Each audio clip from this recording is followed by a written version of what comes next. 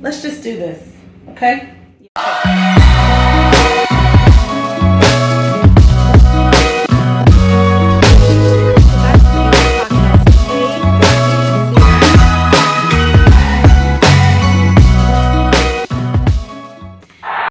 What's up, guys? It's your girl Victoria. I'm back with another episode of the VListPodcast.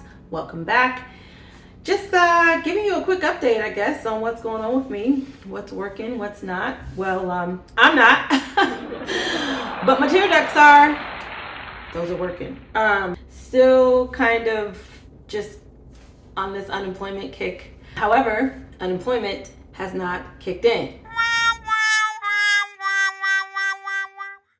So I have been waiting for my unemployment benefits to finally kick in. For whatever reason, someone tried to use my social security number because fraud was like on the rise during the pandemic when they were giving out all this extra money for unemployment.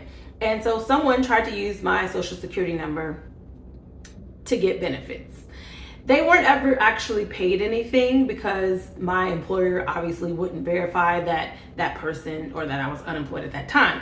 But now that I am actually unemployed and I do actually need benefits, I can't file a claim because the unemployment office in DC still hasn't cleared the fraud from my social security number. Wow. So every time I go to try and file a claim, it's asking me for a password that I don't have because I never set up an account, and it won't let me reset a password because it sends an email request or a password request to the fraudster's email address.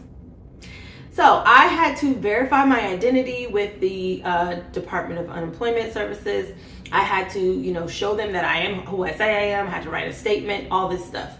And they, in turn, are supposed to go in and clear the fraud from my social so that they can refresh everything and I can just start an account. But they still haven't done that. And it's been 2.5 months. Wow. So your girl is stressing over that because it's what do I have to do?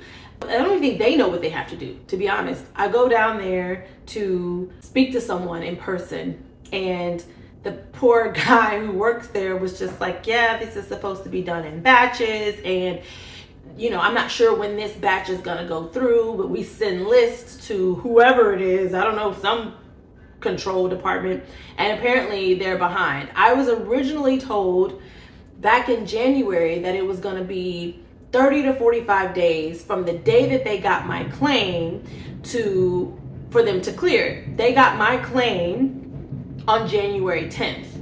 So I waited 30 days, and February 10th, I was oh, okay, let me call them back. Still nothing. I even waited another 10 days and still nothing. Then I went down to the unemployment office to see if that would make any difference. It didn't. But something that I did observe while I was in the unemployment office was that every single person that was in that office that day that I was there was a Black person. That made me kind of pause. It made me wonder and think, what is going on with the state of employment? Last hired, first fired. Seeing all the people who were in the unemployment office made me believe that phrase. Because why is everybody in there Black? It says a lot. And I had some really ignorant people come on my TikTok and try to say, oh, it means that Black people don't like to work. BS, okay? Go back and watch my last episode. I don't have a problem with working. As a matter of fact, I like to work. But I do want to work in an environment where we feel valued. I do want to work in an environment where I feel like my contributions matter. I do want to work in an environment where I'm being respected and not patronized. I want to feel like your care and concern for my wellness is actually genuine. Besides all that, I've still been applying for jobs, even trying my hand at freelance things. But what can I do to even build up my podcast? I've been trying to figure out ways to monetize and how to, be more consistent with my content. That's a whole nother thing too. Content creation is a thing. Yes, people get paid for it. I would love to get paid for content creation. It's actually one of my goals. I would love to have sponsors for this podcast. But the one thing that I just am finding that I just doesn't work for me is the whole conformity thing. Granted, yes, having a strategy is great. You should have a strategy. I'm still learning what my strategy is, what my strategy should be. I'm still learning all of that. But the one thing I can't get with is like the whole, it just seems fake to me. Listen, if you follow me on social media, you know my social media is as random as I am. Maybe that's the strategy. Who knows? I don't want to conform to the whole like doing all the same types of videos. Like if I see one more get ready with me video, like I know the process. I know how to get ready. I know how to get myself ready. And I appreciate your steps. And I appreciate when you have people who teach tutorials, makeup tutorials, hair tutorials, whatever. That market is covered. We got enough people who I can watch get ready, and I probably will still get ready with them and won't look like them. I don't have the same body, I don't have the same style, I don't have the same pieces of clothing, and I'm not gonna go out and buy those things. That's just because that's me. I'm not easily influenced in that way. And while I've done a get ready with me video, you know, in a sense, it was kind of fun, but it's just like, that's not like my thing. I don't do makeup, I don't do hair. I can do my own makeup, I can do my own hair, I can get myself dressed. To share that with you all, you know, if that was my niche, perhaps, but that's just not what I want to do. I share on my pages and my social media me. I'm just authentically who I am, and sometimes, yeah, you may catch me doing a routine, but it's like, it's because I really had something I wanted to talk about at the time that I was doing the routine. And I think that that's how all of this originated, to be honest with you. I think what happened was there were like quite a few, like, I don't know, maybe the first influencers, whoever those were, you know, shout out to you. I don't know who you were, but whoever the original influencers, those cats were that started filming themselves doing the most mundane or regular things, you know, it caught on. And then because we live in a world full of copycats, everybody was like, oh yeah, you should do that too. Oh, I'm gonna do that too. I mean, nothing is original, I guess. So I guess I shouldn't be surprised. It's just another observation that I've had while I've been on this whole journey of figuring out myself. There are the things that I'm capable of, and the things that I have skills in, the things that I know I can do, and the things that I kind of want to do. And I'm figuring out that me fitting into this box, like everything has a box. Everything has a box, and that's what I'm learning. Even in corporate America, there's a box that you have to fit into, and you gotta kind of like try to stay within those lines as much as possible if you want to stay in corporate America, or if you want to be happy in corporate America. And I feel like it's the same thing with being a content creator these days. It's like there's a box that you kind of have to fit yourself into in order for it to be accepted by the masses. If I followed all of the rules, and if I followed all the strategies that these, you know, wonderful marketing gurus have put together, I probably could be a successful content creator. I probably could grow my channels. I probably could do all those things, but I just don't feel like any of those things would be authentically me. So therein lies the problem. How bad do you want to be successful? And then what am I deeming as success?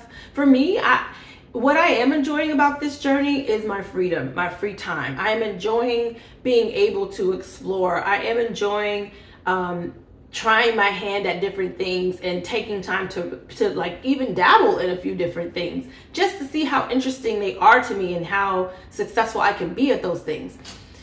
What I'm not enjoying is the lack of income. That for somebody who is self-sufficient and has taken care of herself majority of my adult life, that doesn't feel good. So it's like me trying to marry what can I do to bring in income versus what can I do that is making me feel like I'm producing something that is authentically me. I posted an IG reel using one of the voiceovers because it resonated with me. But it was just like, yeah, like my job is not really to make you like me. It's just for me to be me. And that's just exactly how I feel. I've always been that. And I know that there are trendy things that I could do to like catch on and to like go viral, but that's not really my goal. Do I want to grow my following? Yes. If I'd be lying if I said I didn't want to grow my following. I'd be lying, because there is value in that. There is some value in having a large following, but it's a large authentic following. Like I want to grow my audience. We're gonna pause while Morgan decides to slurp really loudly and walk really loudly behind me. Bruh.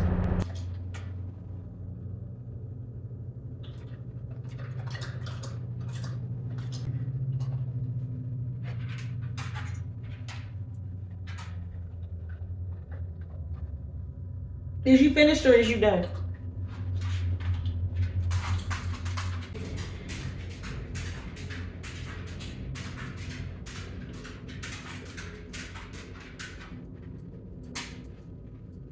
Okay.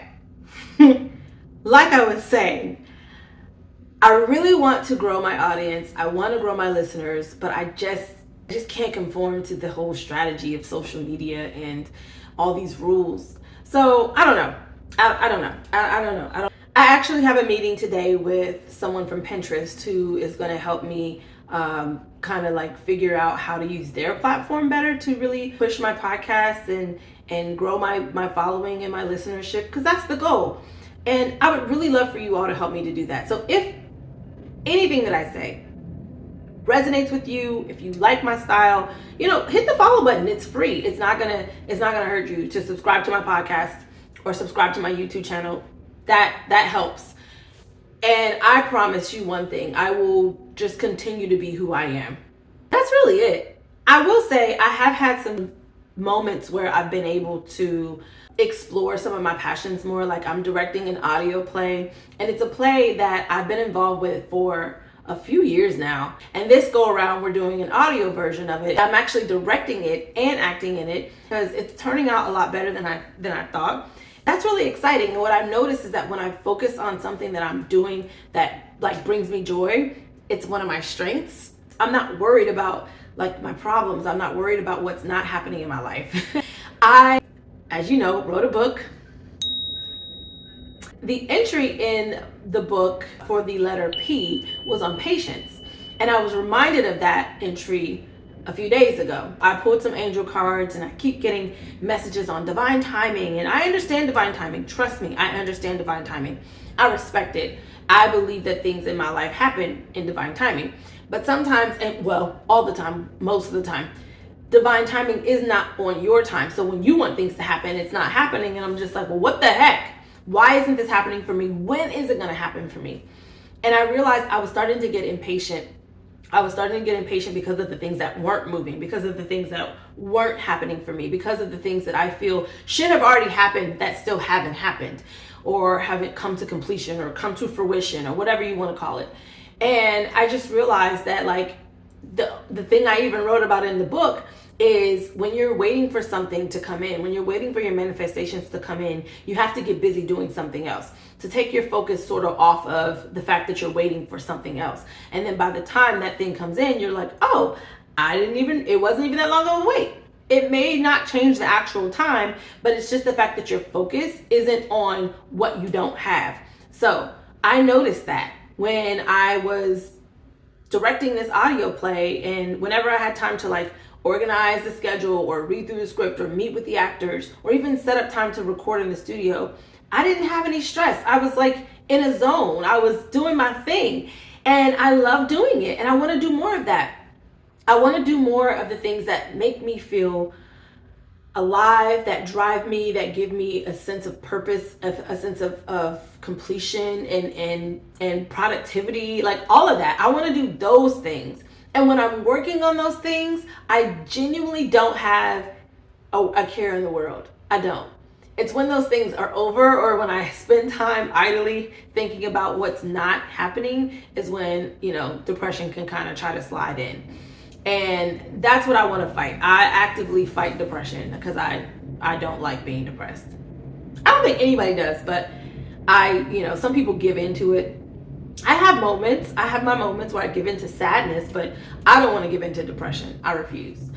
So while I wait on the things to come in that I feel are due me, and the things that I really want to manifest for me, I'm just getting busy. I'm just distracting myself. And they're good distractions. Distractions aren't always bad or don't have to be bad. And eventually, the things that I need and the things that I want and desire are going to come to me, because I really do feel like they're somewhere in a pot brewing. Like, they're working. The angels are working for me. They're working for me. They're working for me. They're working for me. I saw something somewhere was that they were like, give your angels a job. I'm like, yeah, because I ain't got no job right now, so I'm going to give y'all a job, okay? So go do this and go do that and go do that, okay? In Jesus' name. Ashe. And so it is. Amen. That's all I have for y'all. Continue to like, comment, subscribe, share. If what I say or do resonates with you, thank you for being here. Thank you for being on my list. And I promise to continue to keep bringing you content that is authentically V. Love you.